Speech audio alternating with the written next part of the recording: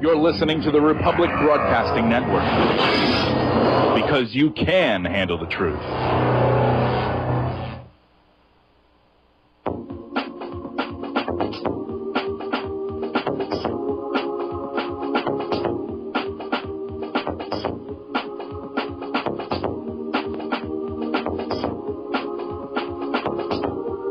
Welcome to the What Really Happened radio show.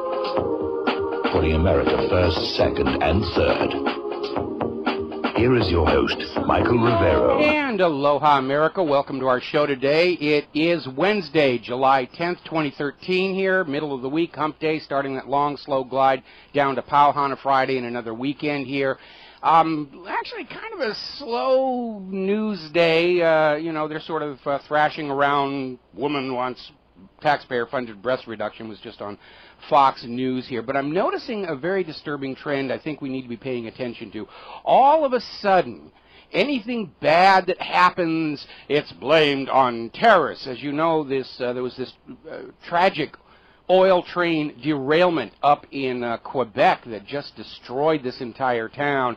And now they're saying, oh, the train had been tampered with, may have been an act of terror, and we're investigating. Don't blame the railroad for poor tracks and poor maintenance of infrastructure. Don't blame the oil company whose train was being driven at a high rate of speed. Oh, no, had to be terrorists. And perhaps right on cue, somebody claiming to be a jihadist group has called up and claimed they started the Arizona wildfires. Had nothing to do with cutting funding for clearing of dead, dry brush and cutting funding for firefighting and the rest. Oh, no, it was an act of terror. We're a bunch of Arab terrorists and we set the Arizona wildfires and you should come get us, you schmucks. Even Zimmerman is all of a sudden not getting all the play that he was getting over the last few days. And it almost seems like, I don't know, maybe they called off that plan to start riots to try and get the government off the hook for all the gates that they've got going on there. And but we'll see what happens with that. They're going to wrap up the defense here in the next couple of days. We'll see what happens with that. But again, if it's an acquittal, don't do anything. Right now, the U.S. government would love for you to be out there in the streets with flaming torches and pitchforks so they could shoot you with all those new hollow point bullets as a lesson that you do not defy the United States government. Forgetting, of course, the United States government is the employee of the American people. That's the original deal that they should be recalling. Alrighty, so let's see. Edward Snowden is continuing to come out with his various leaks.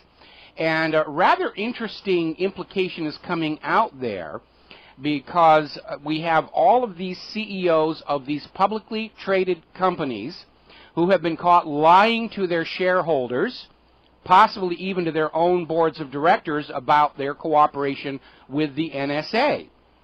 And if the NSA is spying on all of these people, they're probably spying on these corporate executives for exactly the same reason FBI and CIA were caught spying on all the attendees to the Seattle APEC, to find out what's going on inside the business.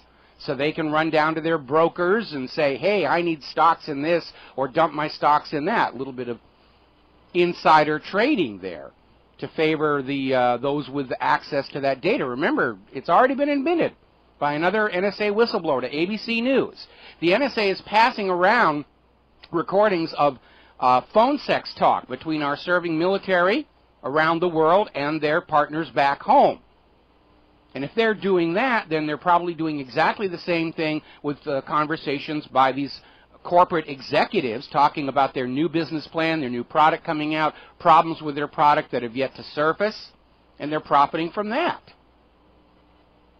And so this government that is supposed to be protecting us with all this spying is in fact continuing to open us all up, ordinary Americans, to increased risk and danger for those few Americans who still have an investment portfolio. And your stock just doesn't seem to be doing all that well. This could be one of the reasons.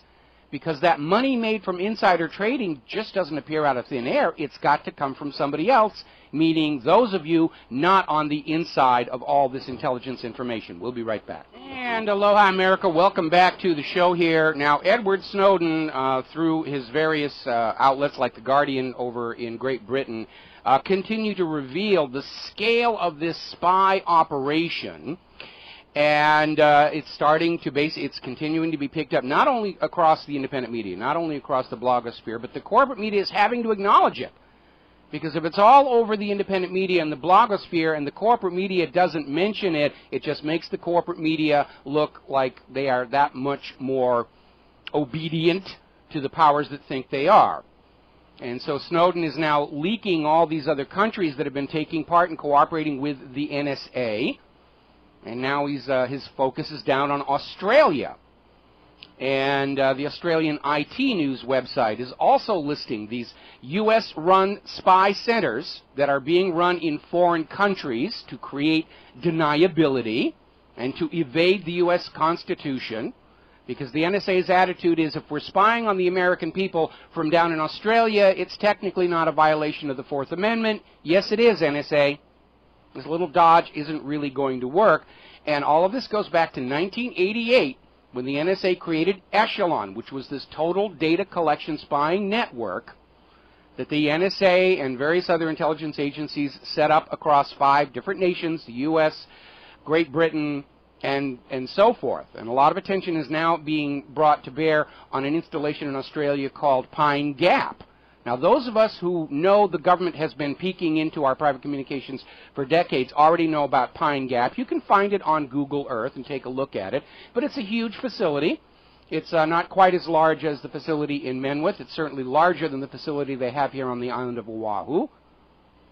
But it's just this huge, developed infrastructure to spy on people. By the way, as long as you're in Google Earth, go over to the northwest corner of Australia and you will see a gigantic antenna array that monitors medium wave and long wave communications around the globe. It's absolutely gigantic. It's visible from space. It's been photographed from the space shuttle by astronauts who actually tweeted the photo and said, I have no idea what this is. And of course we looked at it and said, we know what that is. We've seen them before. It's a gigantic listening station just spying on everybody's communications here. Now, the government and the corporate media, less the corporate media now, but certainly the government continues to portray Edward Snowden. He's a traitor. He's a fiend. He tears the tags off his couch cushions. He passes wind in elevators. But they're not getting much traction with it. All the polls being run out there are showing that the American people and the people of planet Earth are completely rebuking the political establishment by saying Edward Snowden is a whistleblower, he's not a traitor, he's a hero, because we the people need to know, have a right to know, when the government is behaving badly, when the government is refusing to abide by the rules under which we the people allow the government to run this country. And, of course, the U.S. government is still trying to throw its political weight around and say, you will give us Edward Snowden, where we've revoked his passport, he can't travel. It's entirely possible Snowden could travel under a United Nations passport. The UN might issue him one. So, anyway, let's see what's going on here. Glenn Greenwald, in another of his series of stories about the NSA spy scandal, is saying the Pentagon is now monitoring websites for extremist political activity. Gee, you think? Of course they're monitoring our websites. They've been monitoring mine almost back to the day I started it, almost 20 years ago. Of course they're monitoring our stuff. They want to know what lies we've uncovered about them, what we're really thinking out here. Now, I'm not 100% opposed to that, because one of the problems I see in Washington, D.C., is they have this culture of denial and wishful thinking, probably exacerbated by all the antidepressants they're on, where they're making policy decisions based on guessing that they can get away with this, guessing the American people will believe it, and the potential for a disastrous wrong decision cannot be ignored. And so, to be very honest about it, I'm okay with them watching what we're doing at whatreallyhappened.com and Republic Broadcasting so they can get an accurate bead on what lies are failing in order to discourage more lies. If they understand we have seen through the false flag attack of 9/11 and Boston, and now this one up in Canada has been blown as another obvious entrapment, that will discourage them from doing more of the same, which could lead to a completely out-of-control situation, which I think we're all in agreement we'd kind of like to avoid. But for those of you who are listening to my show and reading my website, Just a reminder, we bloggers, we in the independent media are not the ones starting wars of conquest with lies. We are not the people torturing innocent people to death to find weapons of mass destruction that never existed. We're not the ones strip mining the wealth of the people whose labor produced that wealth to prop up a banking model which by design must eventually collapse. Just in case you spooks and spies are actually thinking about what's going on while you're whacking off to the sex talk between our serving military and their partners back home, just in case. Now, of course, it's been known for many years that the NSA has backdoored the Windows operating system. The safe assumption is everywhere, but more and more security experts are starting to tear into the operating systems of modern electronics and continuing to find more evidence that, yes, indeed, that tablet, that smartphone, that laptop that you bought that is your property is actually working for the government against you. And apparently some security experts have uncovered the fact that the NSA wrote some of the code, provided some of the code included in Google's Android operating system, which may be why that Pan Digital tablet I bought my wife was such a piece of crud. Kept crashing, wouldn't work. I understand they're out of business right now, and deservedly so. Alrighty, let's see. Google has filed a request with the U.S. Foreign Intelligence Surveillance Act court asking permission to disclose more information to the public about what the government is asking for. Now, there are two ways to look at this. Obviously, these major companies, Facebook, Google, and the rest, are realizing their customers and clients are disconnecting, shutting off, canceling accounts, looking for other products and other solutions that aren't backdoored, and they're trying to at least have the appearance of coming forward and saying, we're going to tell you exactly what's going on so you can take a deep breath and relax. But, of course, anything that the FISA court allows Google to tell you could be a complete blind. We could have the government and the corporate media and all these corporations saying, we fixed the problem, there's no more spying. Doesn't mean it's gone away. Look how many years they lied about the spying in the first place. Look at how much money they've spent building all these facilities at Menwith Hill and Oahu and Pine Gap all over the world. You think they're just going to shut them down and lock them and walk away from them? Of course not. Interesting. This was an article that came out of From the Trenches World Report, citing another article in the New York Times where one of the judges sitting on the Foreign Intelligence Service Act court says, yeah, it's a kangaroo court. They rubber stamp everything coming through here. They've only ever rejected just a tiny handful of requests, and those were probably done so the court could say, we don't rubber stamp everything. Government sends over a completely absurd request. We want to wiretap the Pillsbury Doughboy. And the FISA court says, no, you can't do that. And from then on they can say, hey, we don't approve all of them. Now, as I said before, people are becoming very concerned about their privacy, and rightly so. The co-founder of Pirate Bay, Peter Sund, is seeking crowdfunding to develop a new encrypted messaging application to go on smartphones and tablets. And this application is going to be called Hemless, which is the Swedish word for secret. And it sounds like a good idea, and a lot of people are already out there buying off-the-shelf encryption. And I guess it's better than nothing.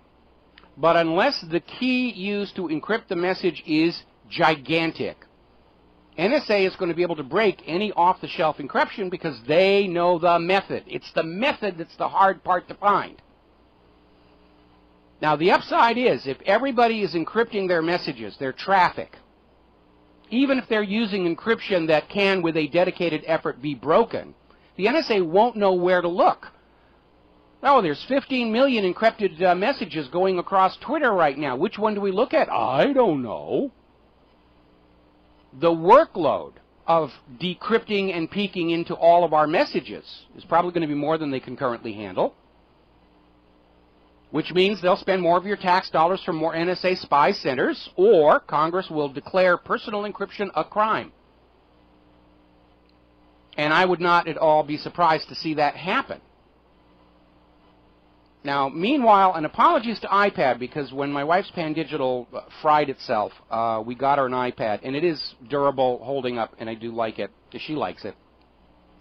I think you should be looking for tablets that still have removable memory cards, micro SDs, which the iPad does not, because then you can keep critical data and your private encryption on a removable memory if you're traveling through the airport or something like that when not needed.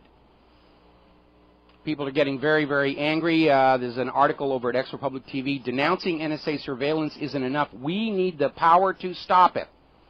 Now, this is not a call to violent revolution. By having the power to stop NSA surveillance means the power to protect your private life from these spooks who don't want to pay for cable porn and are listening to your phone calls and messages to your wife.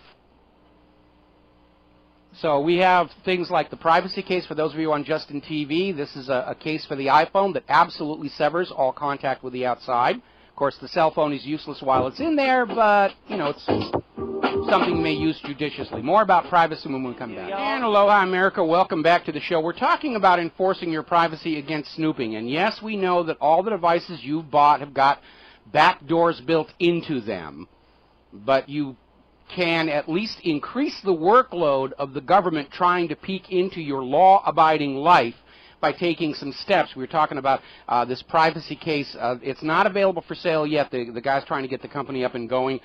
It'll cut off the GPS and the cell phone tower so you can't be tracked if you're stopping by the adult bookstore on the way home. There are GPS jammers that plug into the accessory socket of your car. They used to call it the cigarette lighter. And the government's already trying to make those illegal, just like we have more and more states are passing laws outlawing radar and laser detectors because they need that ticket money from you. If you're a loyal, patriotic American, you will just hand your money to the government at every opportunity. You should consider severing Wi-Fi connections in your home to devices you're not using. We were talking the other day about how most modern TVs and media players, Blu-ray players, have their own internet connection to download the constant updates and patches to the software, because when you bought it at the store it was buggy and defective. But when you're not actually doing that update, you might want to shut that connection off, because these devices are proving to be wide open to hackers. They get into your net, they get into the TV, and from the TV they can get inside your firewall and cause even more mischief. You might want to consider an internet shut-off switch. This is a cable with a box that sits between your wall connection and the cable modem, or between the cable modem and your router, and when you flip the switch, it physically breaks the wire, because if you're not plugged in, there's nothing the NSA can do to come in and tinker with your computer. Now, if you're using a Wi-Fi, you're probably using some form of encryption. There's a second method that's in there you might want to look at, and it's called MAC number blocking, where you can basically go in and say, only these devices with these particular MAC numbers. It's a hardware identifier. It's unique to every device. Only these can access my Wi-Fi. And it's a very, it's another way of keeping outsiders from simply trying to hack in over the Wi-Fi. And, you know, and again, anything that's really important or critical, keep it offline. Shirt pocket drive plugs into the USB. When you're done, unplug it. Put it, you know, underneath your mattress or something like that. We're getting another warning. This is coming out of From the Trenches World Report, that you probably ought to cover up your webcam when it's not in use. Now, I remember when webcams first came out, they had this little plastic gizmo that you could drop down over the lens to make sure that you were private. For some reason, they don't include those anymore. You put a little piece of cardboard and tape on there to flip over there, because it's known that a lot of nefarious people out there would install malware on your computer to activate the webcam, especially webcams owned by cute young girls. But if the hackers can do it, it's for sure the government can do it as well. We already know that there are systems in place to activate that microphone on your cell phone to listen to the room when the government wants to peek in on you. Why have they not done the same thing with the webcams? Obviously, of course, they have. So you need to take charge of your own privacy. You are not safe from government snooping. And again, I am not talking about real criminals and real terrorists who already know this stuff, are already using their own strong encryption they have created for themselves. This government spy program is aimed at you, the law-abiding American citizen, to intimidate you, to find dirt on you that they can use to coerce you if they should need it, to loot you of your business secrets so that they can profit from it, and again, to have a free source of sexy talk and pictures and videos, because they're too cheap to subscribe to cable porn.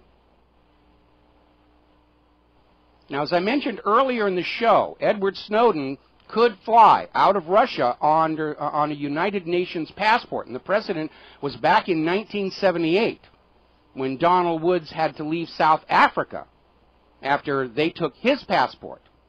And I would strongly encourage the United Nations to go ahead and do this, and the United Nations might do it because they're angry at the United States and the NSA for having hacked in and spied on the United Nations. Mexico is joining the long list of countries demanding clarification on this spying, on their people, on their government. And again, what makes this such a watershed moment, we understand governments spy on other governments. We understand that governments spy on the military of other governments. This has got nothing to do with that. This is a system to spy on ordinary law-abiding people to gain an advantage over them, to intimidate them, to scare them. That didn't work. It's just ticked us off in no small measure here. Down in Brazil, they're demanding answers on U.S. spying. They're now talking about a boycott of all things American. This is already harming American businesses overseas. I mean, together with fears over this GMO contamination, American exports are dropping right now due to outrage. All right, we got to take a break for commercials. When we come back, we're going to talk about that terror drill they had in New York yesterday and how it has now backfired. We'll be right back. And aloha, America. Welcome back to the show here. And we're talking about this drill that was conducted up in New York on the Metropolitan Transit Authority subway system, multiple locations, joint effort between the Department of Homeland Security, New York Police Department, and they simulated a multi-site chemical attack on the New York subways. A lot of people were worried that it might be a cover for a real terrorist chemical attack. They were sort of kind of half right, because in order to measure how long it would take these chemical weapons to disperse, they actually went ahead and sprayed chemicals into the subways and just waited for them to show up on these detectors. And they had to use chemicals that would register on the detectors the same way toxic chemical weapons might. And now that it's all over and done with, and all these passengers on these subway trains are finding out what's going on, they are furious, because it turns out the chemical simulators that were used to simulate a chemical attack have health consequences. They're hormonal disruptors. Women might actually be driven into an early menopause. Affects your reproductive organs, thyroid problems, liver problems. And even the MTA is out there trying to backtrack and apologize, and we thank you all for taking part in this drill, and no, we don't actually know what these chemicals might do to you. My goodness. And this is not the first time this has happened. I remember a while back, and it was a while back, I forget exactly when it happened, there was this horrible biological weapons test that took place up in the city of San Francisco, where the U.S. government biowarfare people flew an airplane over San Francisco and released what they thought was a harmless germ. And then they went down into the city and basically ran studies to see how long it took this germ to make its way into the center of large buildings. And it turned out this germ was not as harmless as they thought. A lot of people got sick. There were even a few deaths. And you need to understand, under United States law, federal government law, it is legal for the military to carry out biological warfare experiments involving you without your informed consent, without even your consent. We have a big problem with that out here in Hawaii, where the Navy basically was outed for conducting experiments for submarine-deployed biological weapons. which is a really nifty trick when you consider how most of these biological weapons are extremely anhydrous, like weaponized anthrax. And so getting something that is absolutely cannot be damp out of a submarine up into the air and deployable is a neat trick. But they were testing it here in Hawaii. We actually have a running joke on the island. Every time another one of these sniffles or whatever races through the population, the local joke is they dropped another beaker over at the bioweapons lab. Now, I want to talk about this recent headline-grabbing terror plot up in British Columbia, where they got this man and a woman, they were going to do pressure cooker bombs, and they got all the headlines. And they're trying to fast-track this through the court system as quickly as they can, because already evidence is surfacing. This was another setup by the RCMP. It was an entrapment. They had an undercover informant actually come up with this plan and lure these two people into taking part in exchange, presumably for money or something else. Dumped it all on them. Headline generating arrest. The lawyer is already out there saying it's classic entrapment. We got a story out of CBC up in Canada acknowledging that unspecified U.S. law enforcement personnel were involved in the operation. Meaning probably the FBI, because this is what they do in this country. And they're saying, we need more terror attacks. We've got to set somebody. The Boston bombing didn't work. We need another one in Canada here. That didn't work. All right, we'll say the Arizona wildfires were set by terrorists. We'll say the train derailment was set by terrorists. Thunderstorms overhead, it's Al-Qaeda doing it. Al-Qaeda got a hold of the secret weather-changing machine, and they're scrambling, trying to find anything to get traction, to get this whole war agenda against those gosh darn Arab Muslims going again. And it's failing miserably. Failing miserably here. Now, let's go over to Syria. Speaking of another false flag terror attack, remember, the British press blew the whistle months ago that the White House had greenlit a plan to give chemical weapons to the hired mercenaries with which to murder Syrian civilians and then blame Assad for it. And evidence has surfaced that, in fact, chemical weapons were used inside Syria. Russia investigated. They didn't go through any third-party sources like the U.S. has done. We have been given reliable information by one of our good friends in the Middle East that Assad did this. Russia went in, took their own samples. They forensically documented that these Syrian rebels were manufacturing and using their own sarin gas. They're taking it to the United Nations. And of course, the U.S. government is out there saying, oh, come on, you're just being silly. Really? No, it was Assad. Really? I mean, if you can't trust the U.S. government, who can you trust? A question that probably should not be asked in this day and age here. Meanwhile, the Syrian government forces who are retaking Syria from the hired mercenary army have found another cache of chemicals that can be used to manufacture chemical weapons. And apparently the ambassador Basha Ja'afari, excuse me on that one, Ja'afari, said the cache included 280 containers filled with various toxic substances such as ethylene glycol, ethanolamine, diethanolamine, and triethanolamine. I mean, those dastardly evil mercenaries to inflict those chemicals on... Wait a minute. I've seen those chemicals before. They're on the list of chemicals being pumped down into the gas wells for fracking and contaminating Americans' drinking water.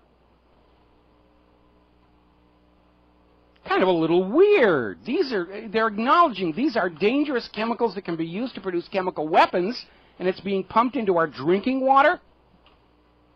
By the way, I got a lot of emails following our discussion about Gasland Part 2 on the show yesterday. A lot of people went out.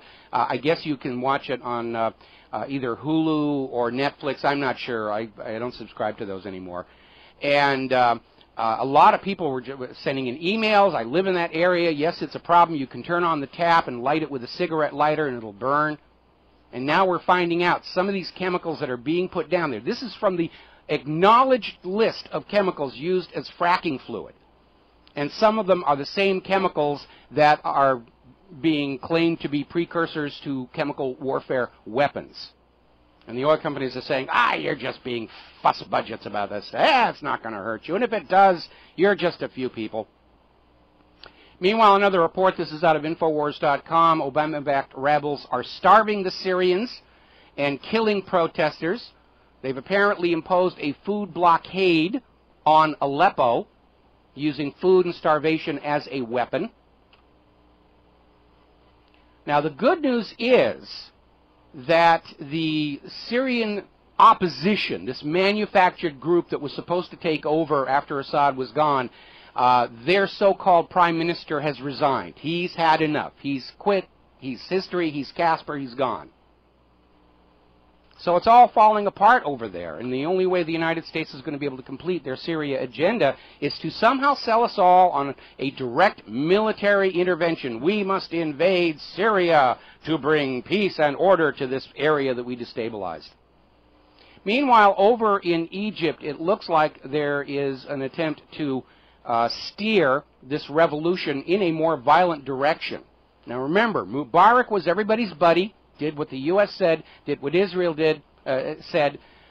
Morsi comes in, manages to win an election despite overwhelming vote fraud against him, took a stand against the U.S. and Israel, and the U.S. and Israel have been sort of like saying, we need another Mubarak back in there.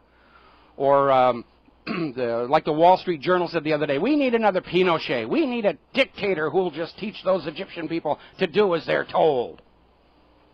And apparently we are seeing this surge in snipers, supposedly in military uniform, that are simply firing into crowds to increase the mayhem and the sense of anger. There's this horrible video was being taken by this guy in Egypt, where the very last part of the video is one of these snipers, who has suspiciously white skin, I might point out, shooting at him. So this guy caught the moment of his own death on his video. It's a very, very shocking video to look at. Meanwhile, documents that have surfaced since the ouster of Morsi is showing a huge amount of bribery going on to his key cronies. The payments are coming in from Qatar. We don't know that they originated there, but apparently these are like six-figure payments to these top Muslim Brotherhood officials. So you need to remember, the worst mistake any incoming revolutionary government can do is think that they can start acting like the government they just replaced. And I think those Egyptian Muslim Brotherhood people are beginning to realize that here. Meanwhile, in an attempt to sort of steady things down, the new Egyptian Prime Minister, Hazem el-Bablawi, I guess al-Baradei is out now, is announcing he will give cabinet posts to Muslim Brotherhood's Freedom and Justice Party. He's trying to basically form a coalition, bring everybody back to the table, and take it away from this, either-or situation that's being driven up. It'll either be Muslim Brotherhood, or it'll be something completely different. He's saying, no. Let's just bring everybody back to the table. So he's trying to steady that down here. Turkey is getting very nervous about events in Egypt. They're getting ready to organize a mass evacuation of Turkish nationals from Egypt. Probably a good idea at this particular point. Meanwhile, the protests that are taking place in Turkey, which are making Erdogan extremely nervous ever since he saw what's going on down in Cairo, the protests are continuing. And the chief talking point is the protests will continue until the government starts to listen to the Turkish people. Not that we, the people of the United States, who are ignored by a government obsessed with keeping Wall Street and Israel happy, could ever sympathize with that point of view, right? Because we all know our government listens to us. They listen to our phone calls, our emails, our text messages. There is a new humanitarian aid flotilla getting ready to try and run the Gaza blockade. This is a reversal. This is from the inside of Israel, the inside of Gaza, out.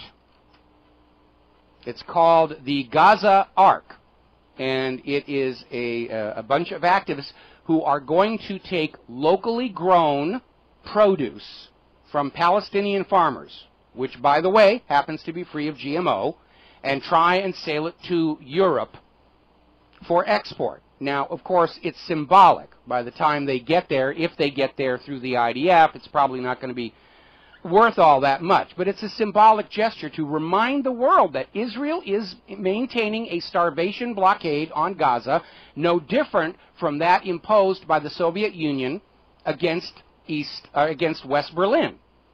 Now, when the Soviets blocked off West Berlin, the world responded with the Berlin airlift. And they said, we will fly those planes in. We don't care what it costs. We will keep those people fed so that they can choose their own government. And the Soviet Union backed off. Now, Israel is playing the role of the Soviet Union. The Palestinians in Gaza are playing the role of West Berlin. What does the world do about it? Absolutely nothing, to their great shame. We're going to grab a phone call here. Keith in Montana. Aloha, Keith. Welcome to the show. What's on your mind? Hey, Mike. I was just going to tell you. Also, I hope you and the wife are fine there. We're fine. I was noticing in one of these latest videos from Syrian News there that I even brought to the attention of Veterans Day there that those 55-gallon drums all have this Cargill name on them, which is a U.S.-based company. I had not seen that. I had not seen that. Yeah, I mean, I did a couple freeze frames on that. I said, yep, sure enough, you know, they're just loaded with this Cargill, you know. So I was looking up their internet site like that. Boy, they have some chemicals. I would love a clip from that video to post there. I'll send it to you. Where are they getting these evil chemicals? Getting from the U.S. I mean, remember when it blew up during the run-up to the war with Iraq, when they were saying, oh, Saddam Hussein has chemical weapons. Where did he get them? Well, we sold them to him to use on the Iranians, but it's bad that he has them now. And it was just another huge political embarrassment. Well, that's interesting you say that, because I have, what is that, Monsanto. Let me look this up real fast. Okay. I got to keep talking because we can't have dead air. Yeah, the FCC will come. An organized, it's called, I can't even make that out. Anyway, it talks about Monsanto in Iraq and Afghanistan, how before the dust had settled in 2004, how both Dow, Monsanto, all these guys went in there for this poppy eradication to take care of that. But it's I'm sorry, all under the cover for the what eradication? Eradication of the poppy seeds. Well, they certainly are doing a lousy job of it up in Afghanistan. Well, that's what I was going to say there. Remember in 2001, the Taliban had eradicated the poppies, but now it's up 800%, supplying 70% of the world's thing. And then you see all the banks that are laundering hundreds of billions of dollars in drugs, you know? Mm-hmm. But it was a pretty good thing here. But I'll send that clip there and also this one page here. But I'll send you a freeze frame of that video. Oh, I would love to see it with the Cargill logo on there. But, you know, it is entirely possible. It's entirely likely that when Dow and Monsanto and these other chemicals went into Iraq, it had nothing to do with eradicating the poppies. That was the cover story. You know, we've seen many times where these companies go in with this stated public policy, and it's something else completely different. Well, I saw on that real fast there that it showed that how when Dow and Monsanto went in, how they killed the Iraqi farmers' business. Well, they used to only import 2%. Now they were buying 98% because they made it so that you couldn't buy fertilizer and everything because that's explosives, you know. Yeah, again, forcing dependence on these large transnational corporations. You can't grow your own food. You know, they're going to outlaw farming. You might be growing marijuana or opium poppies, so you shouldn't grow anything. We will sell you our GMO food instead. It's exactly the same thing the British government was doing to the American colonies. You will buy what you need from our businesses. And, and of course, that together with the private central bank is what led to the revolution. There's a video on YouTube called The End of the Farming in the Fertile Crescent Valley. It's a really good thing. It shows how Monsanto and those guys just flat destroyed Iraq. Okay, I'd love to see that. If you could send that URL to me as well, I'd appreciate that. That's really what it's all about, market share, enforcing American corporations onto the rest of the world and say, you can't grow your own food, you can't have your own species of pigs, you can't have any of this stuff. It's a danger. It's going to produce global warming. It's going to support the terrorists. It's going to lead to drug addiction. You will buy what you need from these large established corporations. It's enforced dependency, and enforced dependency is slavery. Got to take a break for commercials. Thank you for the call, Keith. We'll be right back. And aloha, America. Welcome back to the show. We're going to go back to the phones. David in San Francisco. David, aloha. Welcome to the show. What's on your mind today? Hey, howdy, Michael. You know, I'm glad you were talking with that last caller there before I got on. That whole business about the opium is, I don't know if you're familiar with all of the heroin that was coming out of Vietnam, but one of the ties to the situation we're in now to 50 years ago with the early entrance into Vietnam was that apparently we were hauling heroin out of the Golden. Let's see, the Golden Crescent is in that's in the Middle East. The Golden Triangle was Burma. Yeah, more like most of the heroin came from a guy named Kun Sa, who was buddy with the Bush family and Richard Armitage, and they were smuggling a lot of that heroin back into the United States inside the body bags of the soldiers being killed in Vietnam. And because they didn't at that time have transport planes that could go all the way from Vietnam to the west coast of the United States of America, they all stopped for refueling here in Hawaii, and that drug corruption really reshaped Hawaii's politics. We still feel the effects of it all these decades later. Yeah, absolutely. And as a matter of fact, I found a whole bunch of old radio shows that were dealing with that. I posted them on a a podcast site that's for free at radio4all.net, and you can look up Reality Sandwich, and there are tons of these exposés about the heroin that the Bush family were doing. And it goes all the way back before John F. Kennedy was killed. There's the ties to that. You know where I was also going to go with this? I heard you talking about what's going on in Egypt and the attempts at a democracy there versus the old money of of the same corruption. And, if you look at the history of revolutions, if the people have a successful revolution, but they end up borrowing money from the very people that they deposed, then they're going to be back in the same trap again. That's exactly right. You look at Alexander Hamilton. He was the first Secretary of the Treasury, and he started borrowing money from the British again. And people hated him. They didn't care when he got shot in that duel with Aaron Burr. It was that was one of the issues that led to that duel. I mean, Hamilton was absolutely the private central banker's man inside the U.S. government, and he did a huge amount of damage to the early nation. Right, and so this whole idea that if you're going to have a successful revolution, you've got to have a successful stability in your society.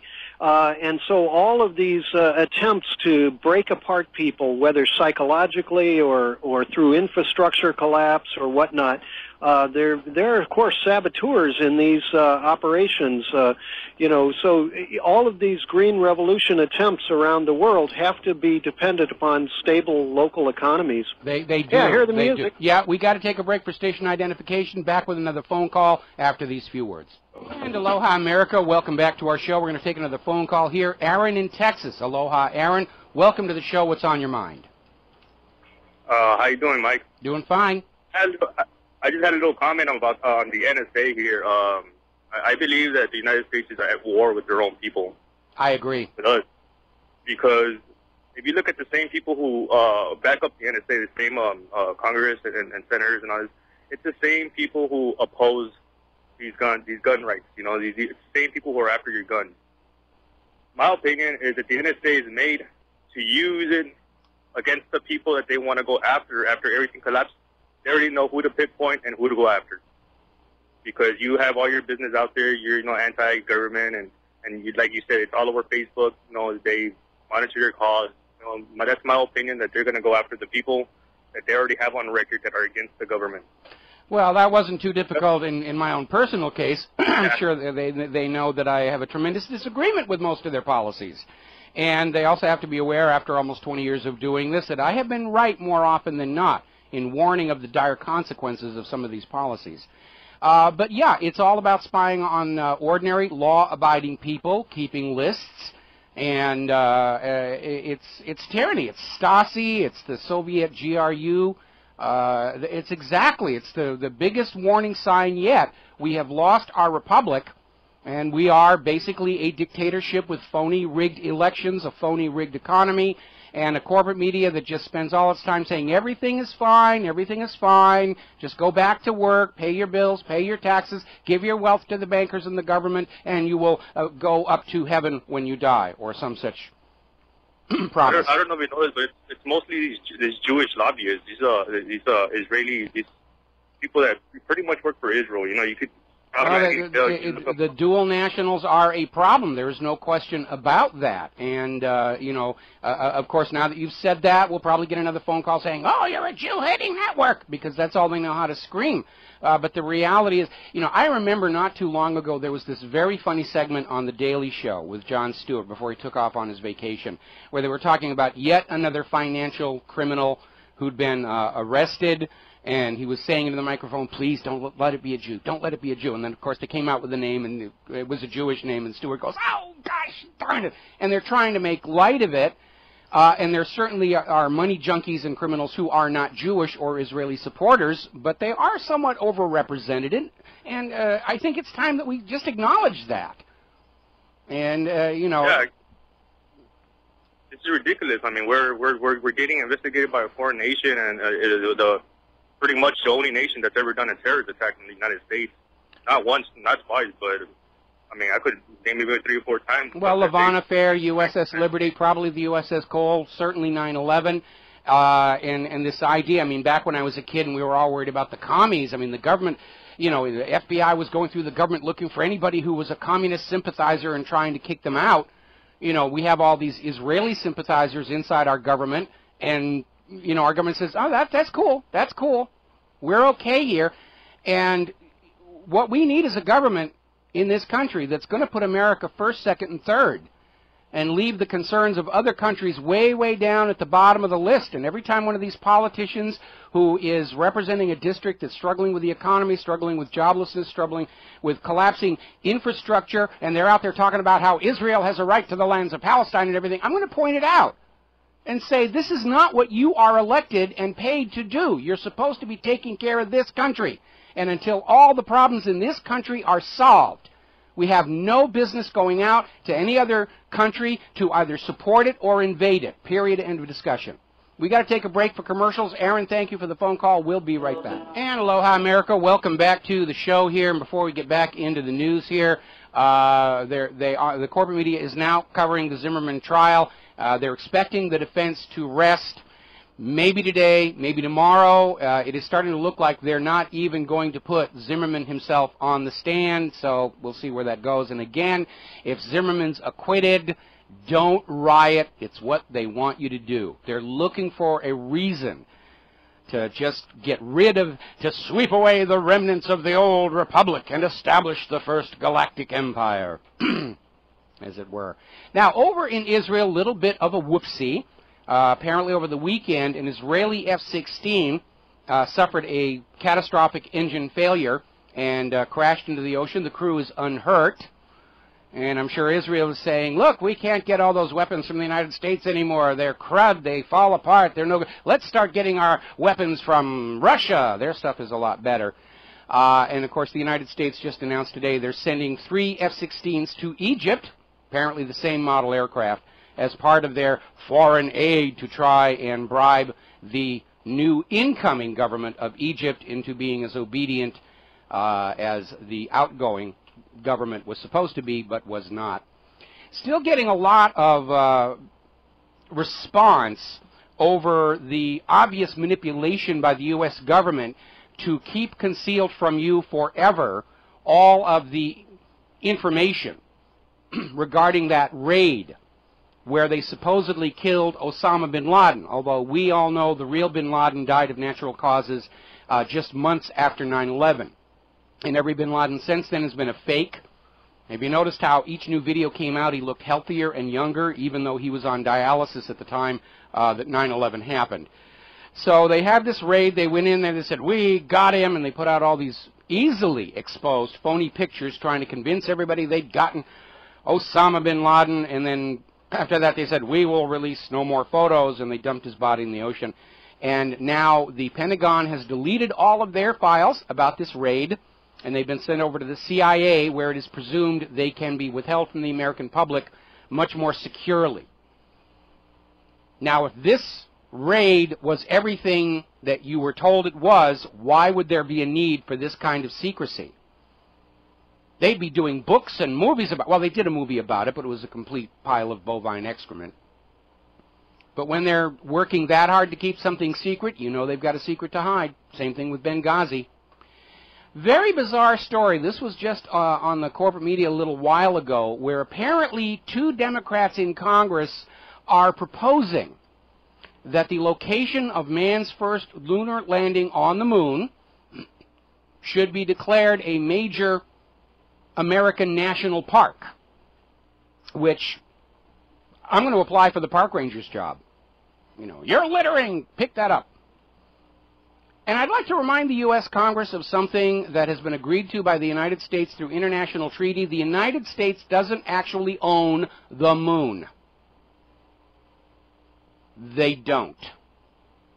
We can't go up there and say this is now a U.S. national park on the moon.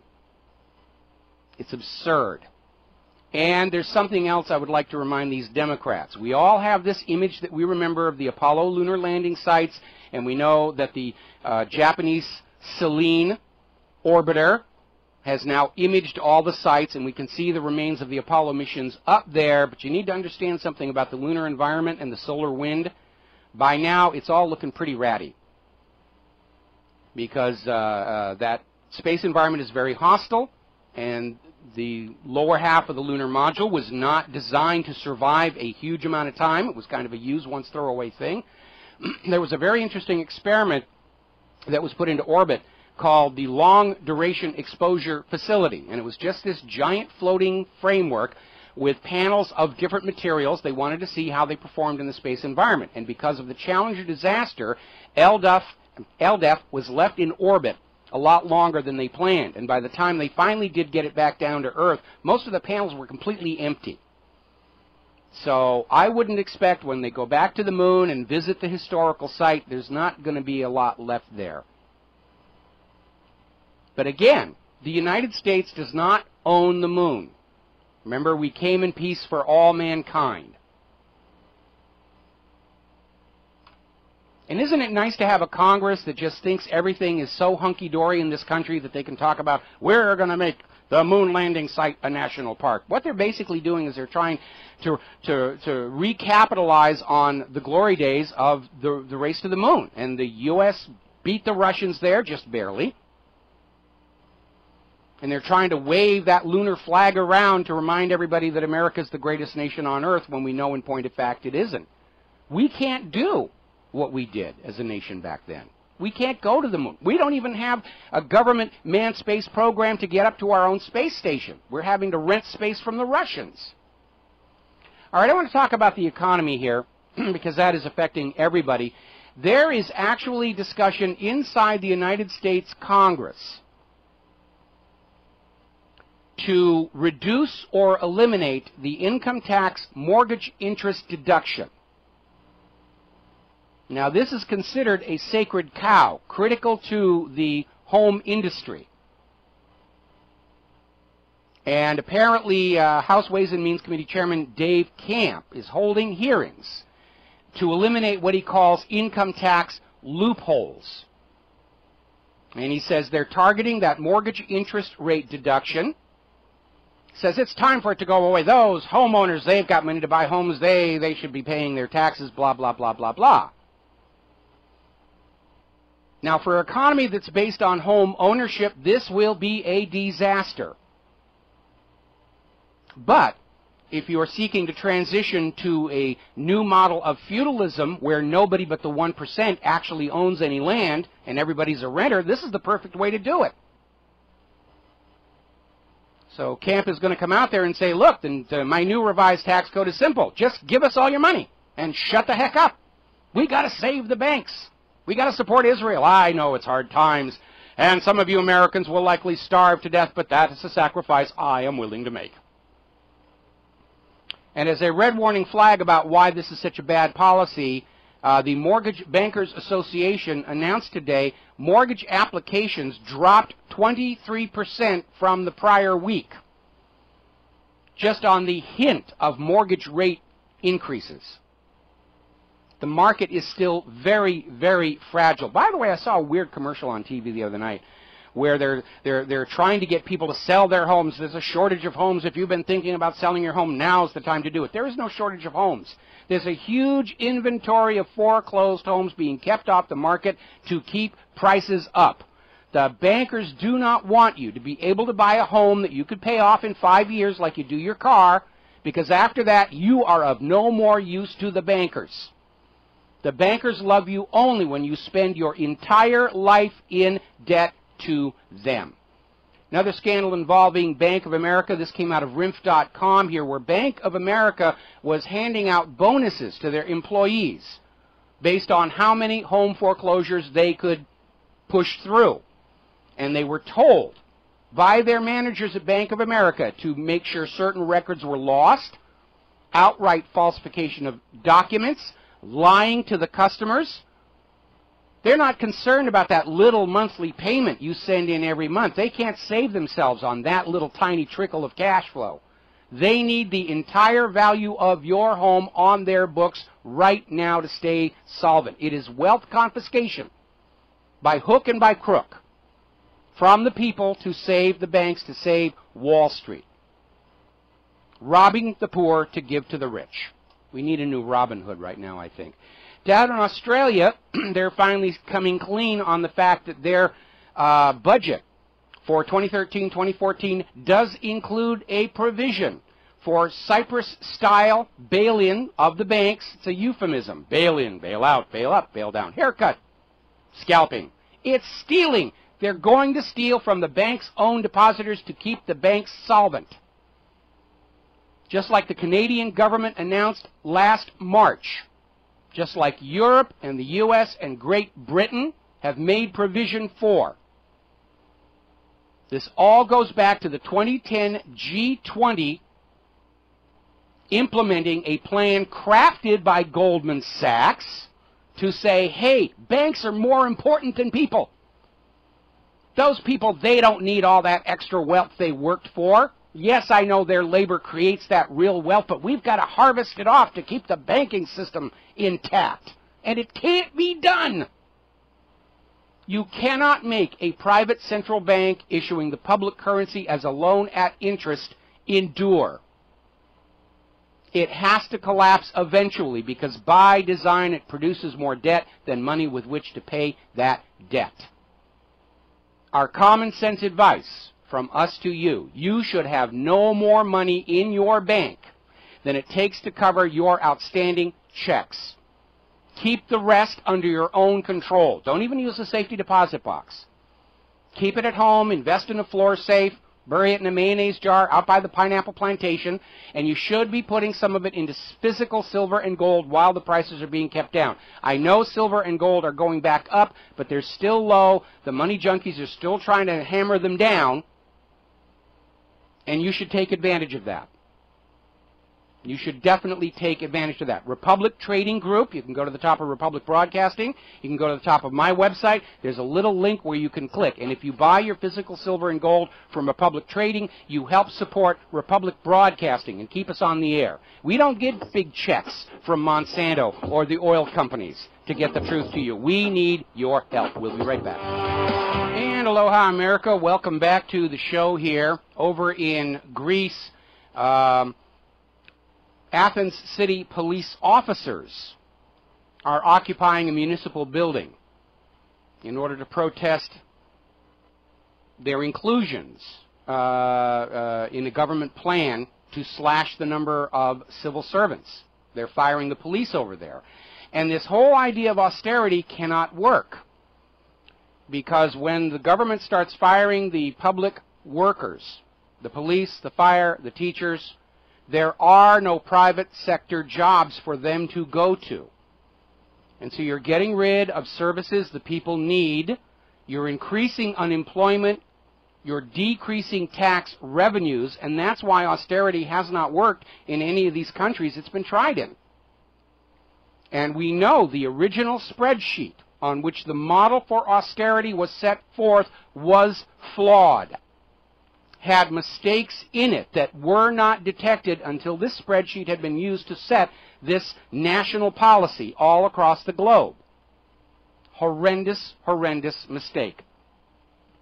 Now, over in Ireland, the Irish people are starting to engage in, I guess, what might be called a banker guerrilla action, where they're showing up at repossession auctions to disrupt them. to try and stem this tide of foreclosures, taking people's homes and then selling them to other money junkies who happen to have a surplus of cash.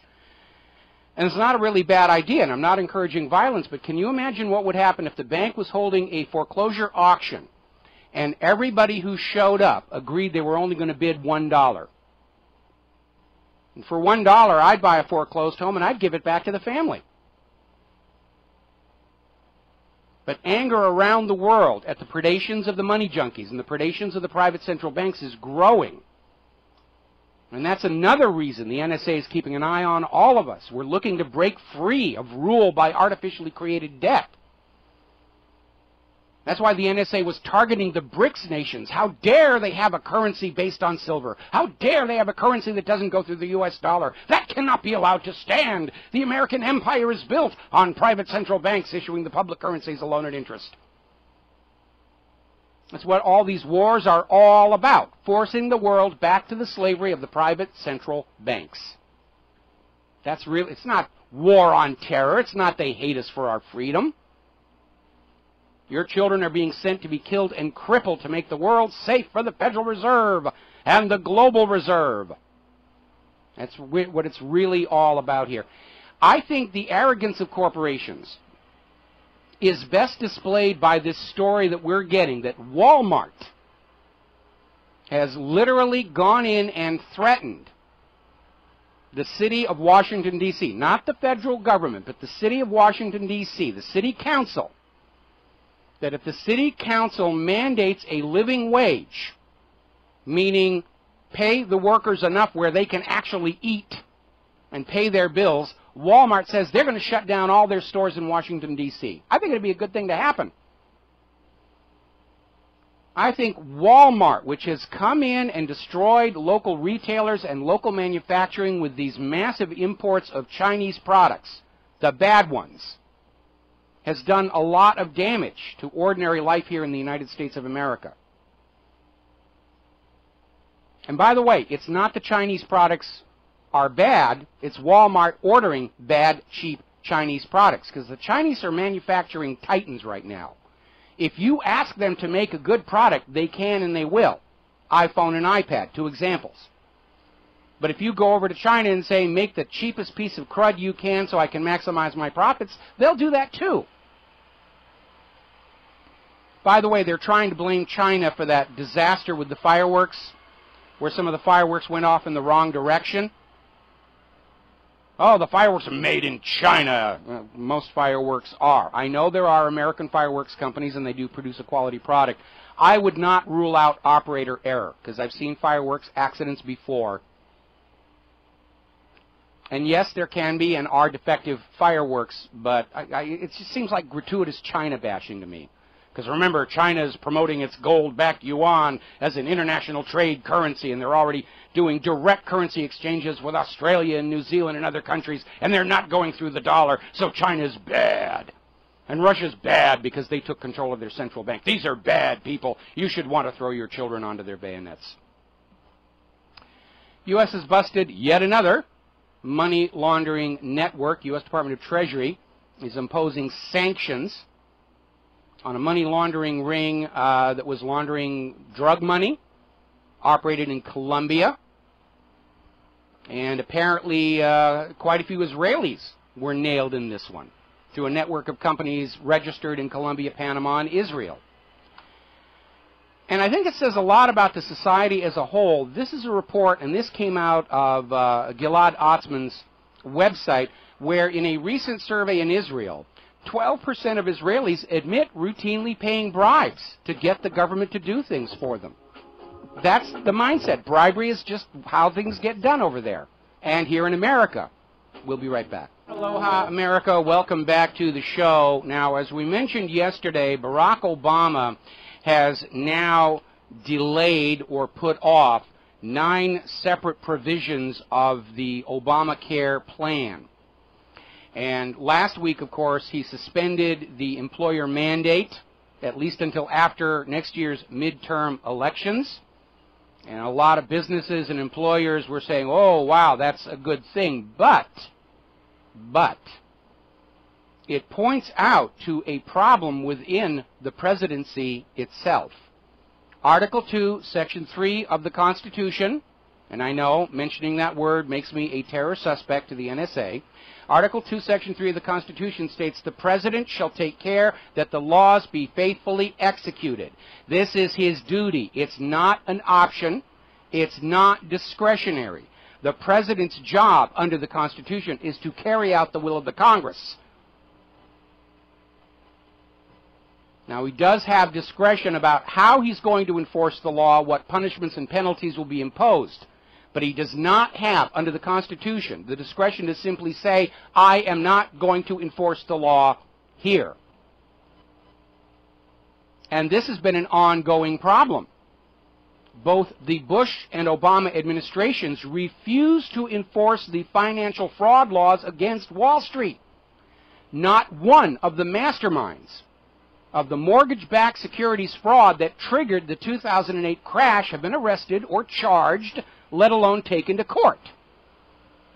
Instead, both of these administrations adopted a clearly bipartisan policy of protecting the reputation of the U.S. banking industry by transferring the financial losses to the American people via TARP, bailouts, QE, and now they're openly talking about propping up the banks using the depositors' own money.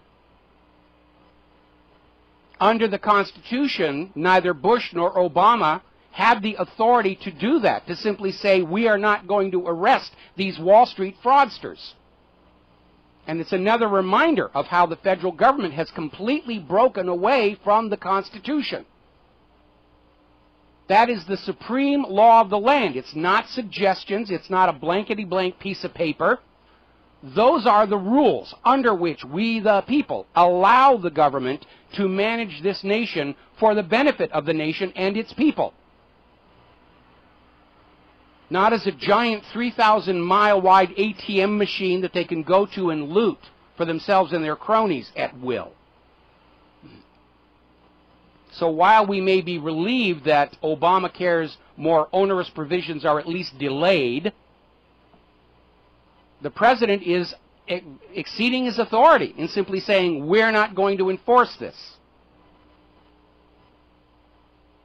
And it's another reminder that the federal government is illegitimate. It is not playing by the rules of the Constitution. They're openly out there talking about getting rid of the Constitution. We saw those trial balloon articles at New York Times, MSNBC a few months back.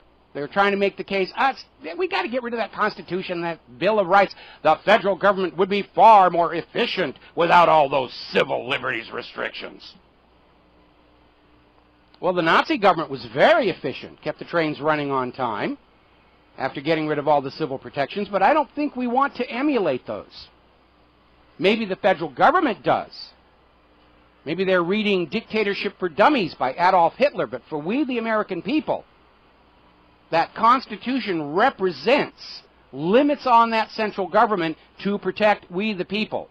And we should never tolerate, we should never accept a government that blatantly violates those rules.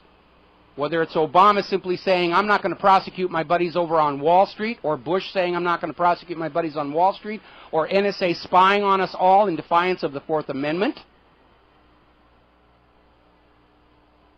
Article over at Common Dreams, where the blank is the outrage. We know all these reports about the job market's improving, housing market's improving, the economy's improving, are just so much USDA choice bovine excrement. We walk around our communities and we see the horror of this economic hardship. We are worse than the Depression of the 1930s right now. Only 47% of Americans have full-time jobs right now. Middle-class wages are in decline. Unemployment is at record levels. We have more people in America on food stamps than the entire population of Spain. College education places students in debt, and there are no jobs to help them get out of that debt. The salary boost for a college degree has all but vanished. People coming out of college are being paid exactly the same way as kids who dropped out of high school. Americans are feeling abandoned by this government that is slavishly devoted to Wall Street and Israel and the war machine. Wall Street breaks the law with impunity, and then they're bailed out when they get caught. And then they go on breaking the law, richer than they were before. And this article is saying, where is the anger and outrage for the American people? What is it going to take to make people realize what's going on? And I have one suggestion. Get involved with a local community food program in your hometown. And you look into the faces of the victims of the money junkies, and you will find they are not lazy, drugged-out, useless eaters like the corporate media likes to portray them as, that they're somehow deserving of their hardship. These are people just like you and I, who went to school, worked hard, built a business or built a career that have now been destroyed by U.S. government policy, tax incentives that encourage offshoring of jobs requiring qualified people. Get involved, get out there, actually stand there in the line, handing food to them, to people who've lost their homes, lost hope, and all they can think about now is, how am I going to feed my children? And if seeing that with your own eyes does not piss you off, you're already brain dead. Go on out and get involved. Have your Buddha on the road moment. Because you should be outraged. You should be furious. Anyway, now, we were bashing on the oil and gas companies because of the documentary Gasland 2. We know there's that huge oil train disaster up in Canada. They're trying to blame terrorists for that now to get themselves off the hook. Apparently, there's been another accident in the Gulf of Mexico, and the crew has had to be evacuated from this platform. They're calling it a loss of well control, which is a really nice euphemism for, we got another leak. Apparently, they were trying to temporarily plug a well, and apparently something happened. They lost control of it. Oil and gas is pouring into the Gulf of Mexico again. They're already reporting on a oil sheen 4 miles wide by 3/4 of a mile long, visible on the surface. And apparently this platform has been cited for 12 incidents of non-compliance with safety regulations since 2008. The government is not interested in enforcing safety. They're just out to maximize profits, trying to save the banking system.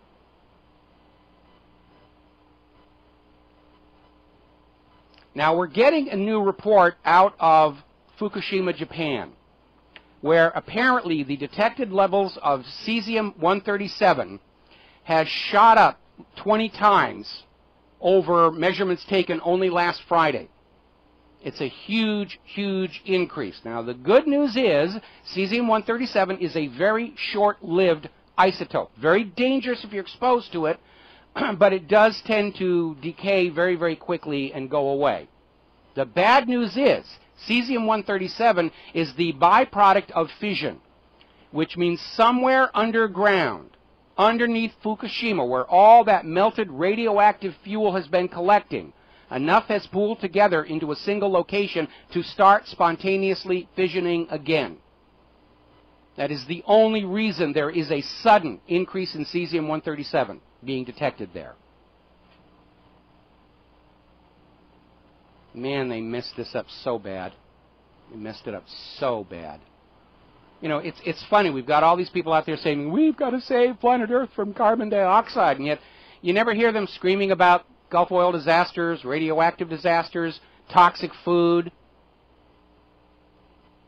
There's an article we posted from Dr. Mercola's website, 10 American Foods Banned in Other Countries, and it goes down a list of all these foods you are being sold and told is perfectly okay in the American markets, and restaurants that are already banned in other industrialized countries because of their toxic components. And one example they put out there, I just picked one out at random, has to do with farmed salmon. Salmon raised in chemical-laden farms as opposed to salmon that are simply harvested from the ocean. They raise these salmon on a diet of grains because it's least expensive. It is not what the salmons are used to eating. And of course, they're fed antibiotics and other drugs so that the crowded proximity doesn't lead to all kinds of problems. Now, this diet results in salmon whose meat is very gray, doesn't look very good. So the fish are being fed a synthetic compound made from petrochemicals, which makes the skin turn, or makes the flesh turn red again, so it looks okay in the market. This has already been banned in Australia and New Zealand, but here in the United States of America, you will eat your farm-produced salmon, and you will like it. And if it should make you sick, and it probably will, we've got a pill for that. Another article that we got, this is from over on Natural News, pointing out how many of these so-called public advocacy groups are actually public relations fronts for the major food corporations. They don't want to spend the money to make their products safe. It actually costs them less to set up this phony public relations group basically saying, oh, really, we have studied this stuff. We're independent, honestly, and we've studied this stuff, and it's not going to harm you. Just amazing, amazing stuff out there. 3 more solar firms have filed for bankruptcy this last week. They're screaming, oh, it's competition, it's competition, it's competition. Well, competition's good. If you can produce a product that lasts at a good price, you can stay in business. But the reality is solar still does not pencil out. I mean, if you're living out in the wilds of Alaska, solar makes a lot of sense. But for people in the urban environment, even with tax incentives, the solar cells are very expensive to install. It's a lot of work on the part of the homeowner to keep checking the batteries and do the maintenance on all of that. And because the solar cells are not surviving their promised lifespan, you wind up losing money into the bargain. And consumers are aware of that, and that's why solar has not really taken off. Now, let's see. Story here, interestingly enough, again, we're coming up on yet another anniversary of 9/11. There are going to be more gatherings in New York. I don't know if I'm going to be able to attend or not. It's a hugely expensive ticket coming from here in Hawaii. But apparently, the Baltimore School District in Carroll County is holding a class for students over the summer break on how not to listen to 9/11 skeptics, how you should believe and trust the official story given to you by the U.S. government that loves you and the corporate media that would never, ever, ever lie to you. I remember when I was a kid, school was about arithmetic, reading, writing, skill building, thinking. If you wondered about my comment that our public schools have turned from being education to being indoctrination centers, this is it right here. They're using their precious education resources, which we know they're already on short supply. They're not teaching these kids anything that's going to help them get a job or build a better America. It's all about, you should not listen to all those wacko, loony, tinfoil hat conspiracy wackos out there talking about thermite in the World Trade Towers or Building 7. There was no Building 7. There was no Building 7. It was all Osama bin Laden. Pay no attention to those arrested Israeli Mossad agents dancing and cheering and the rest of it. And I see this again as a sign of fear. The government knows they have lost control of the minds of America. And they're scrambling. If they can't save this generation, hey, that's okay. We're all going to send them off to die in a war anyway. But we've got to start brainwashing the children. We've got to recapture the minds of Americans' children as they move into the future. We've got to force them back into believing and trusting the government at any and all costs. This is not education. This is brainwashing in the schools of the United States of America, just like we were all told was going on in the schools of the former Soviet Union. Shame on this Baltimore school district for wasting teachers' time and educational budgets to support a provable government lie.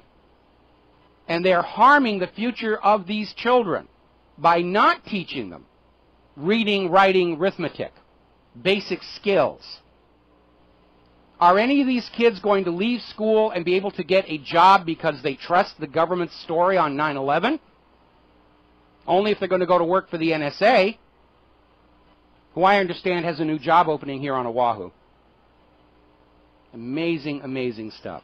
Now, we've been talking about how the police are completely out of control in this country. And they are. They absolutely are. We're hearing about all these, these shootings of dogs, these paramilitary SWAT raids into the wrong addresses, people getting killed. We commented yesterday how you are 8 times more likely to be killed by a police error than by a terrorist attack in this country. And I want to talk about this situation up in Henderson, where the police were called to a domestic violence incident. People in a home fighting, screaming at each other, and the police showed up with a SWAT team. And in the process of dealing with this domestic dispute, they invaded and took over a neighbor's house to set up a command post where they could observe the house before they did the dynamic entry, blah, blah, blah. Now, the home they took over, the neighbor's home, the owner said, "No, you may not come in. We have done nothing wrong. You have no probable cause. You have no warrant. This is a private home. You may not come in." The police came in anyway. They were very rough and abusive of the family, and the family sued. And when we come back from this commercial break, I'm going to tell you what the Henderson Police's excuse is now and how absurd this situation's getting. We'll be right back. And aloha, America. Welcome back to the show here. And we're talking about this case up in Henderson, California, where police responding to a domestic violence incident sent the entire SWAT team. And they commandeered, illegally, a neighbor's house to use as a command center observation post as they prepared to do a dynamic entry into the home. Now, I remember the last time we had a domestic violence incident in my neighborhood, which was only a couple of weeks ago. The cops showed up, knocked on the door, and said, "Can you guys cool it?" And people on the side said, "Yeah, we'll cool it." And that was it. That was the end of it. We got, for the most part, really cool police here in Hawaii.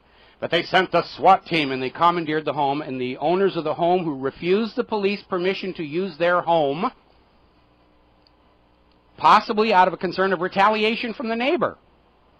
The things got really, really ugly, and the cops went in anyway. They were very abusive of the homeowners. The homeowners sued under the 3rd Amendment to the Constitution, which says troops will not be quartered in private homes.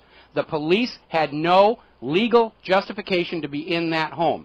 In order to evade the costs of the lawsuit, the Henderson police have now come out saying that they had good intelligence that the owners of that second home were spotting the police disposition and deployment and feeding the information to the suspect. I mean, that's how absurd. I'm in the middle of an argument with my family. I'm going to walk next door and say, "Please keep an eye out for the police, and text me when you see them, hanging outside the azalea bush." And it's like we've reached a stage where the police are going to do really bogus things. They get sued for it, and they just come up with any crackerjack story and say, "You, the loyal American people, you will believe it, or by golly, you're not going to drive anywhere in this town without some kind of traffic citation for the next 6 years here." All righty, I got more of these stinky badge type stories here, but we're going to start grabbing some phone calls. John in Barbados. Aloha, John. Welcome to the show. What's on your mind? Hello, Michael. Yes, recapping the story about this disaster in Fukushima. I used to be in the UK military, the Air Force, as a matter of fact, and one of my special qualifications was nuclear weapon system, although they used to call it special stores. Yes. And once I left the military, I went into business for myself, and I used the same Siemens logic systems, the PLCs, and I'm completely familiar. I used to program these machines in either Step 7 or Quadriga or other similar languages. And the recent revelations from the NSA scandal and Snowden is that, yes, this Stuxnet virus. Yeah. Now, all years ago, on another, I used to be a regular contributor to another broadcast in America. But let me say, more than 2 years ago, I pointed out that this Stuxnet virus would have caused at least that Fukushima disaster to increase by at least 50%. Because okay, John, I'm sorry to cut you off. We got to take a station identification. Do not hang up. I'm going to come back to you after these. Aloha, America. Welcome back to the show. And before we go back to John in Barbados here, if I said Henderson, California, it was a disconnect between my brain and my mouth. I meant to say Henderson, Nevada, but a listener just called in, or rather wrote in and said I said Henderson, California. No, it's Henderson, Nevada, where this absurd story where the police could take over the neighbor's house because the neighbor was sending the locations of the police officers into the suspect was absurd. Now, John in Barbados, you're talking about Fukushima and these Siemens industrial controllers, which are a standard tool all over the world. We know that Stuxnet was designed to intentionally disrupt and interfere with these Siemens controllers being used in Iran's civilian nuclear power infrastructure to cause the centrifuges for the fuel rod processing to spin out of control and break themselves, damage themselves. The problem is Stuxnet did break into the wild. Out of the intended Iranian target was all over Europe and Asia, was damaging factories, causing all kinds of financial damage. We know that Stuxnet was in Japan around the area of Fukushima before the tsunami. We know that during the quake and tsunami, safety systems inside Fukushima failed to operate correctly. And it's a legitimate question to ask if this Stuxnet virus had infected those Siemens controllers, and that this turned a potentially survivable disaster into the catastrophe that we are now looking at. And unfortunately, under all the radiation and deterioration, I rather doubt the Siemens controllers' memories are still going to contain anything, but I would certainly like somebody to take a peek and see if there's any evidence that Stuxnet was inside Fukushima at the time. Well, the thing is that these PLCs, programmable logic units, basically, they have a system called SCADA. And it's the SCADA system that is infected, where indicators, flow meters, and all, positioning meters send signals and data back to the control room and the various indicators inside the control room. If this was programmed, as I suspect it was, in this way, then according to the control room, all the pumps would have been running normally, all the valves were in the right position. Meanwhile, that's not the case.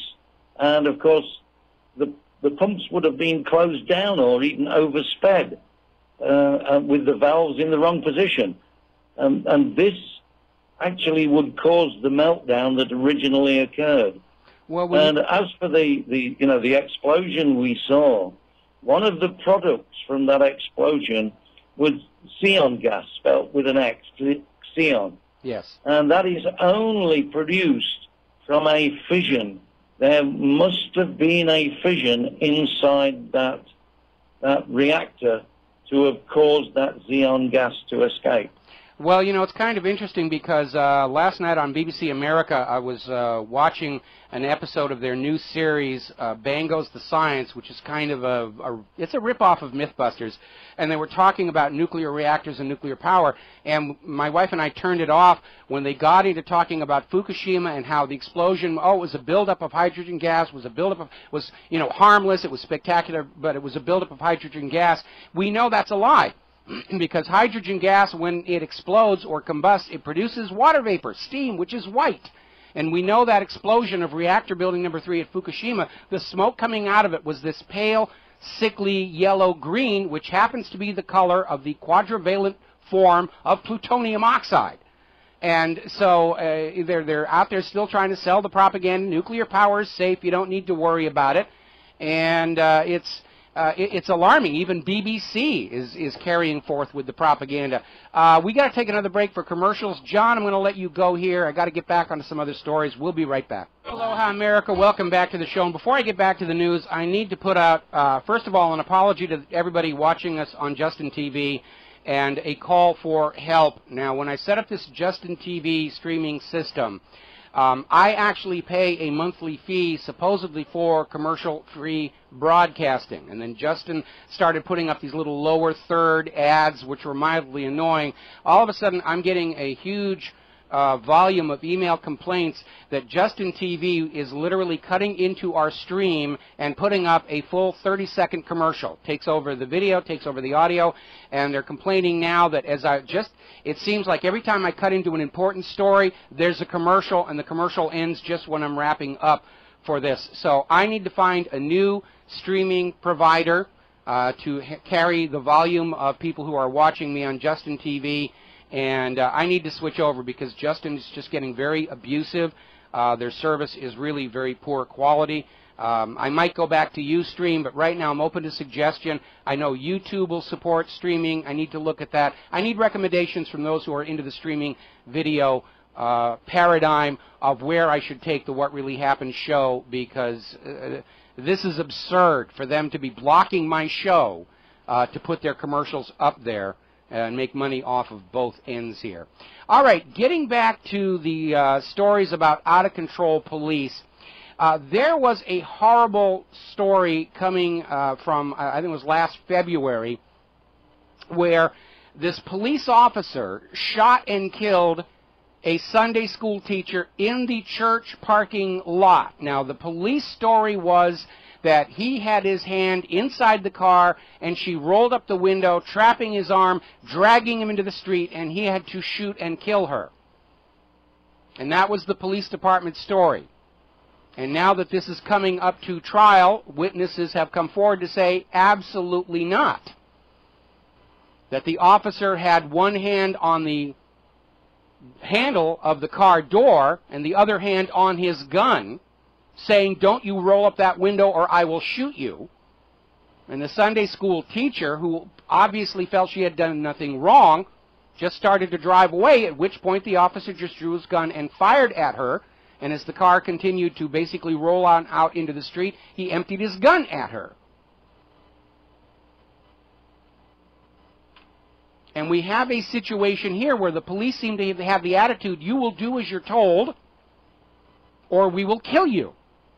And that is not the way it is supposed to work. The police are not even supposed to approach you until they have probable cause of a crime in progress.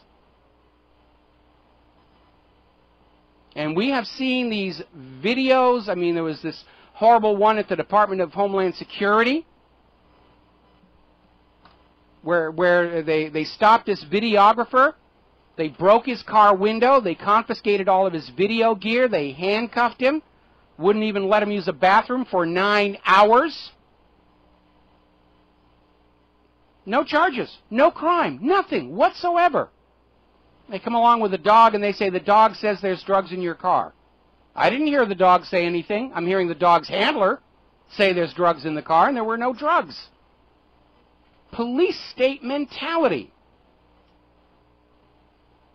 And remember, and I'm not encouraging people to do this, but you know, they talk about stand your ground. You've got to stand your ground against police exceeding their authority. If you have not committed a crime, if your rights are being violated, you have to stand up for those constitutional rights. You have a right to use cameras and recording gear. Fortunately, this videographer's car was loaded with all these little tiny cameras recording. He got it all on video. It's out on the net going viral, showing these Department of Homeland Security goons acting like the Gestapo. And that's exactly how they're acting. You have a right to defend yourself, your home, your privacy, and your civil rights, even against the police. The police are acting under lawful authority only when they obey the rules. If they are violating the rules, if they're violating your civil rights, then it's just another armed thug in a Halloween costume with a badge. And that's how you should think of them. Meanwhile, another story over in Baltimore, apparently 13 female correctional officers, 7 inmates and 5 others, have been charged with running a smuggling ring into the prison. And apparently some of these women 4 of the women became pregnant by one of the prisoners. Boy, he must be some heck of a stud. They're having jailhouse sex. We wonder why people don't have any respect for law enforcement anymore when they're acting like this. Here's a good one. This is going to be a lot of fun. You know, a lot of police departments are very concerned about their deteriorating public image, and they're doing outreach into the community. We're going to show that we're out there doing the jobs. And apparently this one police department, as a public relations stunt, started running their own Twitter feed of this is what we're doing now, and then couldn't understand it when all the people they were on their way to arrest were suddenly not available at home, had left home just before they arrived. Oh, my goodness here. We're going to grab another phone call. Dave in Alberta. Aloha, Dave. Welcome to the show. What's on your mind? Michael Rivero, first-time caller. Great to talk to you. I got a question for probably some of your listeners. Since you remember the Macondo blowout in the Gulf of Mexico about 3 years ago? Yes. I haven't noticed any songbirds here the last couple of years. We used to have, the songbirds would just chirp like crazy at dawn in the morning. And in the last 3 years, I haven't heard one at all. As a matter of fact, the only birds you hear now is crows and magpies. And well, there's a very simple explanation for that. There's a very simple explanation for that, and it's not just due to the Gulf oil disaster, the last one or the one that apparently they're in the middle of right now. Birds are notoriously more susceptible to methane poisoning than humans. You know the old story about the canary in the coal mine. Coal miners would take canaries in cages down in the mine with them. If the canary died, they'd get out of there because they knew there was methane gas. Now, because of this fracking taking place all across the United States and probably up in Canada as well, there is methane leaking up from the ground, from the water supplies. Again, go back to Gasland 2. They show people turning on a garden hose, holding a lighter to it, and it bursts into flames. So all across the landscape, methane is flowing into the atmosphere, and it's either killing those birds or it's simply driving them away. They're going to fly someplace where they're not feeling sick. And so, yeah, I'm not surprised we're going to see bird populations get devastated. Well, yeah, that's what I figured. It just seems so odd here. I just noticed in the last few days that it is totally silent at daybreak here now. Or after a rain, it used to be just really loud from singing, and it's not happening anymore. And yep. I attribute it to the Macondo. Well, used to be a book, or there is a book called Silent Spring. Yes. And this is exactly, I think, what they're talking about. Yeah, it is. It's a repeat of that, only Silent Spring was a very localized incident involving toxic dumping. This fracking is all across the country. It's Pennsylvania, down along Appalachia, Texas, all across the Midwest. Any place these shale formations are found, they're drilling hundreds and thousands of these wells down. They leak. That was shown on Gasland 2, and this methane's going up into the atmosphere. And not only is it potentially harmful to the wild bird population, but methane is a far more potent greenhouse gas than carbon dioxide. But you don't see Al Gore out there screaming at the frackers and saying, you've got to get this under control because you're contributing to global warming. No, it's carbon dioxide because that we can blame on ordinary consumers for a carbon tax and carbon credits and the rest of it. This is a major disaster in the making because don't forget, along with the bees, these wild songbirds are responsible for a great deal of the pollination activity of natural organic farm crops. And so if the bees are being destroyed by GMO pollen, if the birds are being killed off by fracking methane, it's just driving us all toward that world where all the food is under the control of Monsanto and you will pay whatever price they want for that ear of genetically modified, possibly sterilizing you corn. Right. Right on. Anyway, that's all I really want to do, except that I want to just stress I'm really impressed with your program. I never heard a man that can talk for 5 hours straight and not lose his voice. Well, fortunately, it's only 3 hours every day unless I'm covering John's show. But, you know, it's that coffee. It's that fine Kona coffee just keeps me going. There you go. All right. Thanks an awful lot. Hey, thanks. I'll let you go, Mike. All right. Have a good day. Now, getting back to public relations. You know, because nobody wants to spend the money to fix any problems. We'll just hire a public relations firm to convince everybody that, you know, we've taken a sow's ear and made it into a silk purse, and the government and corporations' feces are not odoriferous. And apparently the TSA decided they were going to prove how they were saving Americans from the evil terrorists by setting up an Instagram account where TSA workers who confiscate items from airline passengers put them on display. Look, we got this Swiss Army knife from this guy. See, we are worth every tax dollar that's going into keeping us there. And people are looking at this Instagram account and they're seeing the very benign objects being taken from travelers and realizing it's just another joke. It's a PR disaster. It's backflashing on them. All right, phone line. Let's see. Phone lines are open. 800-313-9443. Dan the Man is now in the control room taking care of us. We're going to take a break for commercials, and we will be right back. And aloha, America. Welcome back to the show here. And I want to do a little follow-up on that terrible aircraft accident up in San Francisco. There was an article that came out earlier today. It appeared a couple of places. I got this one off of naturalnews.com, where an experienced pilot, commercial pilot, has been in the industry for a long time, said part of the problem appears to be that pilots with actual flying experience are retiring, and they're being replaced with what he calls geeks, who are trained to operate the automated equipment inside the airplane.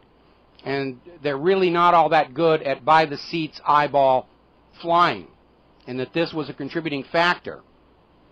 And there is some merit to this. Now, the ILS at San Francisco was not operating that day due to system upgrades. I'd like to know what happened to the idea of get the new one working before you unplug the old one, which could have avoided this entire mess. The pilot was new to the 777, and you need to understand that's a critical issue. It's called type certification. If you're a commercial pilot and you're flying the 707, doesn't mean you can walk onto a 757 and immediately take off. You have to go through new training about that particular aircraft, and you have to fly it enough where you get a feel for the aircraft, how it handles when you've got your hands on the control. And as this commercial pilot points out, new pilots who are trained to rely on these automated computer systems are at a disadvantage when those systems are not working perfectly. Now, yesterday I fired up the old flight simulator, and I took a 777 from Oakland to San Francisco's runway 28 just on eyeballs, and I didn't have any problem putting it down. And it may be that commercial aircraft have hit the same problem the military did with the F-104, which had a cockpit that was so crowded with gadgets and gizmos, the pilot was overwhelmed and distracted. And it may be time to try and work on simplifying that pilot-aircraft interface. I know Airbus has gone a tremendous progress along that direction, but it looks to me like the cause of the crash was the absence of the ILS, coupled with a pilot new to the 777, and both of these really track back to management decisions. First, not having the new ILS up and running before the old ILS was shut down, and probably what happened there is they were trying to save money by reusing some of the old hardware, and the decision to put a brand new pilot, new to that type of aircraft, into an airport without the ILS. It's a classic cascade. There's no one failure point. It's just all these things working together, contributing to the disaster. I think they're going to blame the pilot. I don't think he's entirely at fault here, but management will duck the blame, Boeing will duck the blame, San Francisco Airport will duck the blame. Michael Crichton wrote a book called Airframe that was very well researched. It'll never be made into a movie because it will upset the airline and aircraft industry, but it's called Airframe, and it's a really well-researched look into how the airline industry actually works, and it was as well researched as his other books, State of Fear, about the whole Carbonazzi climate fraud, and I'm sure you can find it at the bookstore, and it's definitely worth a read here. Now, this is a very alarming story. We got this from whiteoutpress.com, and it involves a recent Supreme Court decision that basically rules the makers of generic versions of drugs are exempt from legal liability. And it all goes back to a case where this woman was prescribed a drug which triggered a flesh-eating effect that permanently disfigured the woman. Now, this adverse effect was known but hidden by the original drug maker.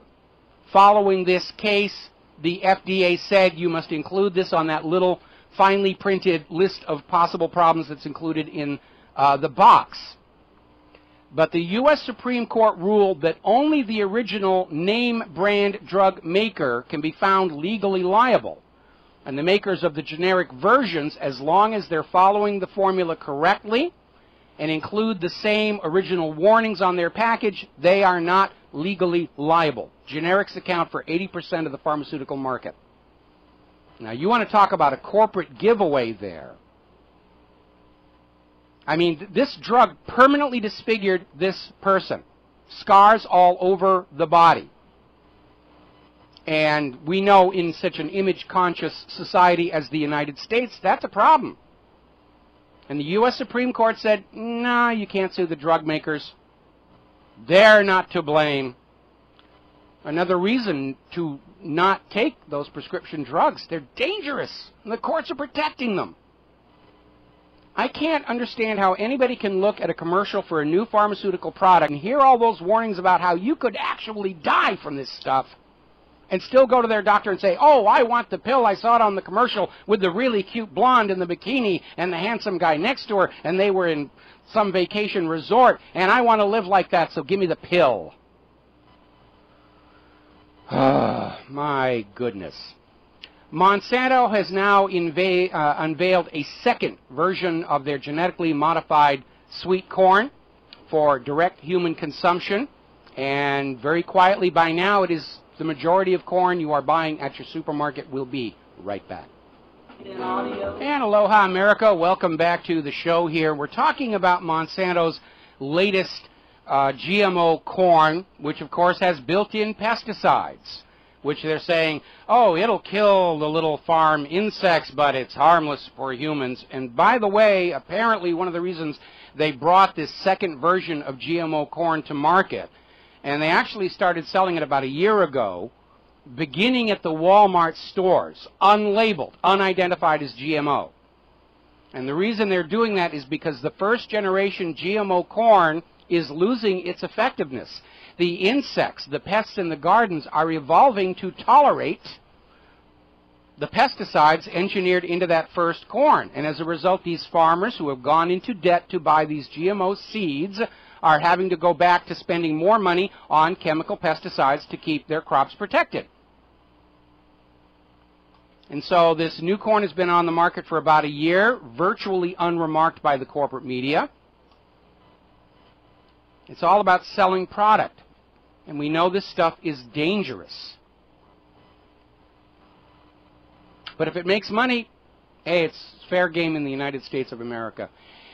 Now, there's a bit of a kerfuffle kicking up in California over a bill, AB 1266.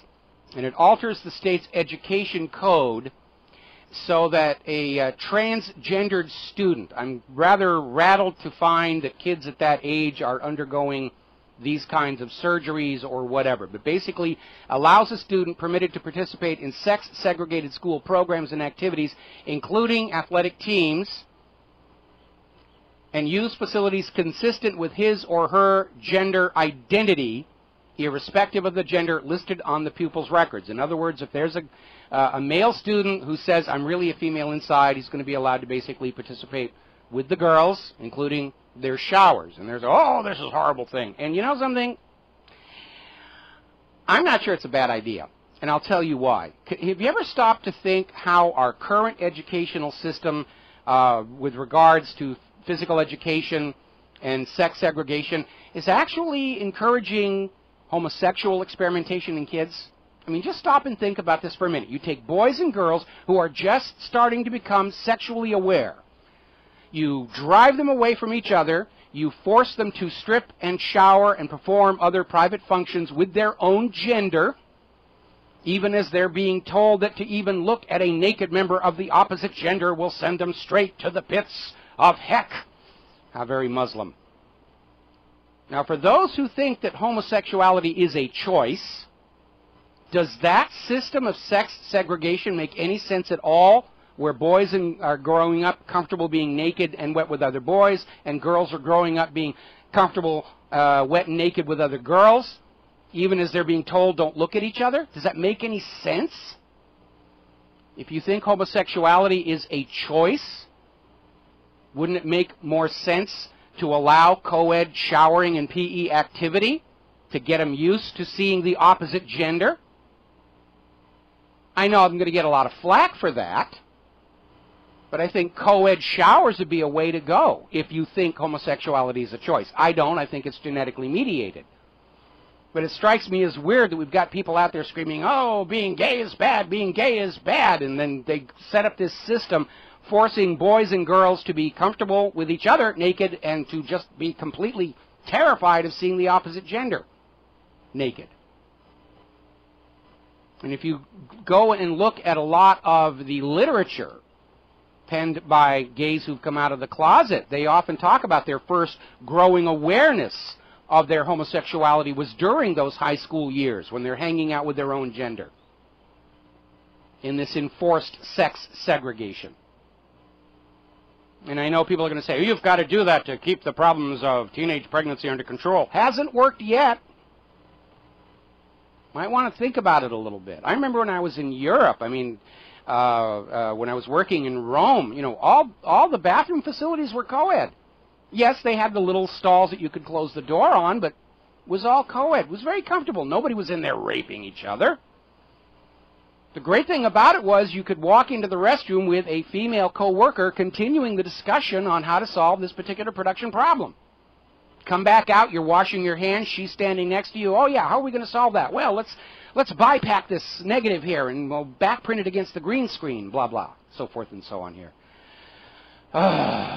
What a screwed up society we live in here. Now then, interesting story out of the Daily Mail and a reminder why you probably want to think twice about signing that organ donor card. And I just ripped mine off the back of my driver's license. Apparently, doctors at St. Joseph's Hospital in central New York were in the process of starting the organ recovery surgery, harvesting organs from a woman they thought was dead when she opened her eyes. Apparently that first knife woke her up. Now, of course, under Obamacare, once she's declared dead by the doctors, that's it. And since they'd already promised those organs to important political donors, they'll just go ahead and harvest them anyway. Monty Python actually did a comedy bit about that. Did you sign a card saying you'd be an organ donor? And the guy said, yeah. Well, we need your organs. Yeah, but I'm still alive. Doesn't matter. Should have read the fine print. Go after him with a meat axe. A lot of people are reacting to this very, very bizarre story in Canada.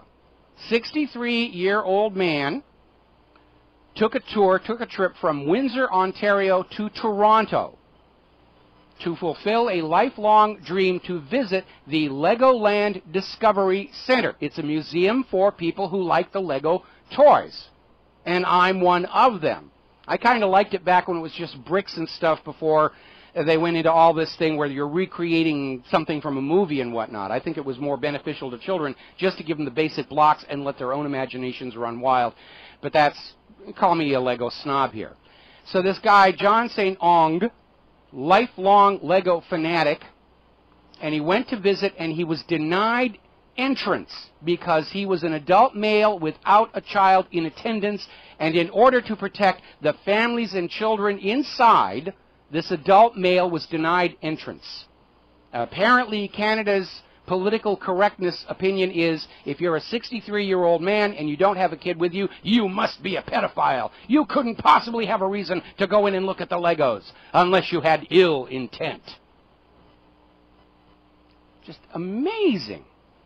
And anyway, this guy's a collector. He's got around 75 different sets and 50,000 pieces of Lego. I think we can legitimately say he is a true fan. Political correctness gone completely wild here. I remember many years ago, back in the 1980s, I was working in Europe, and I had the delightful pleasure of spending Christmas at the Marienplatz in Munich. And one of the stores there, and I forget the name of the store, but they had a Lego display you would not believe. It took up an entire floor. Christmas season, hot shopping season, they still emptied this one entire floor. I think the whole store was 5 stories high. They emptied one floor, and it was a Lego exhibit. It was just amazing. I'm sure they sold a lot of Lego sets, because they are fun. But it was just amazing to see what artists were doing just with the little bricks and stuff like that. Another kerfuffle over in New Jersey. Apparently, somebody called the police because another family at the beach was allowing their toddlers to wander around the sand completely naked. Call the police. Horror, naked children at the beach. The world is coming to an end. Just think of all those bathing suit manufacturers being denied your money. And when I went to this story over at America Online, and I went to watch the video about this thing, it was preceded by a commercial for ladies' sexy bras featuring some very well-endowed female models. And these bras did not leave much to the imagination. So I guess nudity is okay when it helps sell the clothing product, but it's not okay when it shows the product isn't really needed. I mean, can you think of a more useless piece of cloth than a bathing suit? But we have to maintain a high moral standard in this country, meaning we have to convince people to spend more money on this stuff. And I want to remind you, when you're a newborn, you are not shocked by other people being naked around you. You're not shocked by certain words. You're not shocked by certain ideas. You have to be trained. You have to be trained to think, you know, nakedness is bad, because that's what helps power the clothing industry. We went through that fight here in Hawaii. There used to be a lot of clothing optional beaches because clothing optional beaches are a draw for a lot of tourists. And this coalition of moral Hawaiian citizens, all of whom seem to own T-shirt and bathing suit stores, demanded this sinful activity be stopped. And now, of course, if you're caught on a beach in Hawaii without a bathing suit with a nice little price tag hanging off the side of it, it's something, I think it's like a $75 ticket to protect public morals, actually to protect the profitability of the clothing stores. And it really is a great deal of nonsense. All right, we're going to go back and we're going to recap some stories that are breaking in now here. The Boston bombing suspect, Tsarnaev, has had his first day in court. He has pled not guilty to all charges against him.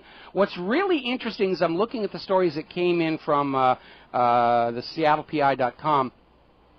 They're saying that he appeared in court with a jaw injury and swelling around his left eye and cheek. Now, it has been 3 months since he was arrested. And it looks like he just recently got beaten up. Now, I'm sure the government would have preferred if he pled guilty and validated the official story. And they may have tried to say, really, it'll go better for you if you plead guilty. But he pled not guilty to all charges, and I'm glad he did, because it means we're going to have another opportunity to drag before the public eye all of the obvious inconsistencies in the official story. The remains of the backpack bombs showed black nylon backpacks, and the backpacks both Tsarnaev brothers were wearing in the photos that caught them on the street were gray. That's just one of the inconsistencies. All right, we're going to have a phone call here. Carmen in New Jersey. Aloha, Carmen. Welcome to the show. What's on your mind? She dropped. Dropped. Well, probably. Okay. All right. I guess she wanted to talk about the Boston bombing as well. Let's see. Moving right along. The Pakistan president's chief security officer has been killed in a bomb attack. Gosh, I wonder who would do a thing like that. Another story about political corruption. Virginia Governor Robert F. McDonnell received $70,000 from a corporate donor and did not disclose the money as a gift or a loan on the required campaign reporting sheets. So a little bit of a stink kicking up over that. Let's see. Phone lines are open, 800-313-9443, 800-313-9443. And Oh, interesting. Documents obtained by Judicial Watch detail role of Justice Department in organizing Trayvon Martin protests. There's a big scandal for you. Remember how I was saying that we could not ignore the possibility that the U.S. government wanted to use the Trayvon Martin Zimmerman case to kick off race riots and civil unrest, to allow the declaration of a national emergency, suspension of the rest of the Constitution, grabbing the guns, grabbing your gold. Now Judicial Watch has apparently uncovered documents showing that the Department of Justice used taxpayer money to fund protests out there screaming, "Oh, Trayvon Martin, you know, we've got to have justice for Trayvon Martin." Remember, we've been seeing all over the social media for the last week, if Zimmerman is let go, we must riot. It reeks of a setup. Go back and study the history of COINTELPRO, how the FBI created a riot in Disneyland to destroy the credibility of the anti-war movement. The other side loves to play dirty. They take it as an article of faith that they are above the law, they are above the rules. They truly believe that the willingness to lie, cheat, steal, and kill to achieve their ends makes them superior human beings, and it does not. It just makes them human beings willing to lie, cheat, steal, and kill. And congratulations to Judicial Watch for finding this information, that the U.S. government was using your tax dollars to financially support the protests over the killing of Trayvon Martin. They have been managing this and steering it and flogging it all along. I mean, people get murdered across the United States every single day. Why was this one case picked out and fanned for its racial overtones? Because it's going to be used. I think Zimmerman's going to get off. And I don't want to get into the discussion of who was at fault. It just reeks of setup from day one. My concern is what the government will use it for. Anything that happens, the first thing that occurs to the mind of a politician is, how can I use this to further my agenda? From which we get Canadian oil trains, oh, must be an act of terror. Arizona wildfires, oh, must be an act of terror. New hurricanes spinning up in the Caribbean, aiming for Florida, oh, it's Al-Qaeda and the weather machine. They're just desperate to find something they can use to scare you back into compliance with the war agenda. And I think they know they're losing control of the minds of America, because some of the things they're doing are a panic reaction. It's not well thought out. The U.S. government clearly has lost the narrative in the propaganda campaign. They're totally reactive.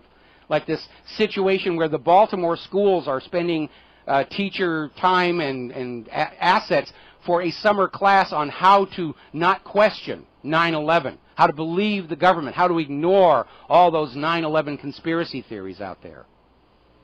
When they resort to extreme actions like that, you can just smell the fear coming out of Sodom on the Potomac.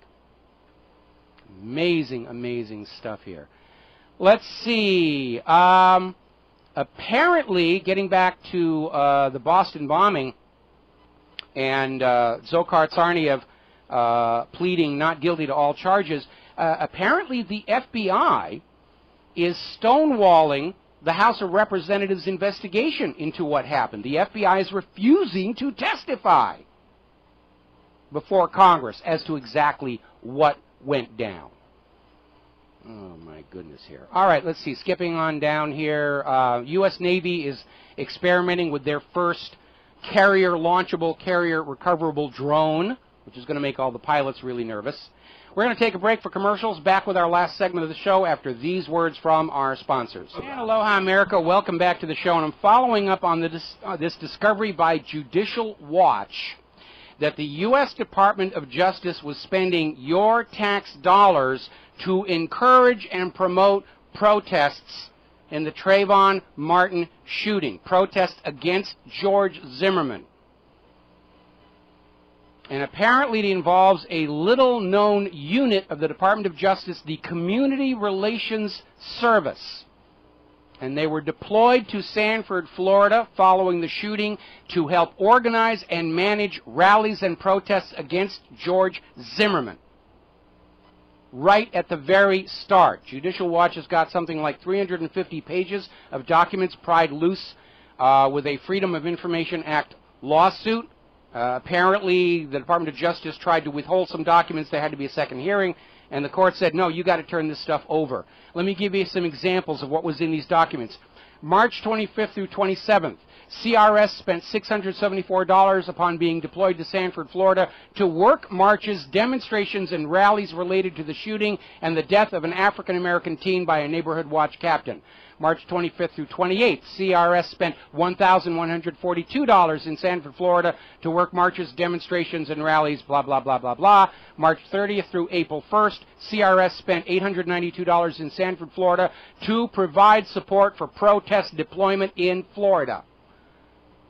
How does this control crime? How does this prosecute criminals? This is the Department of Justice intentionally fanning up the protests and racial overtones of this killing.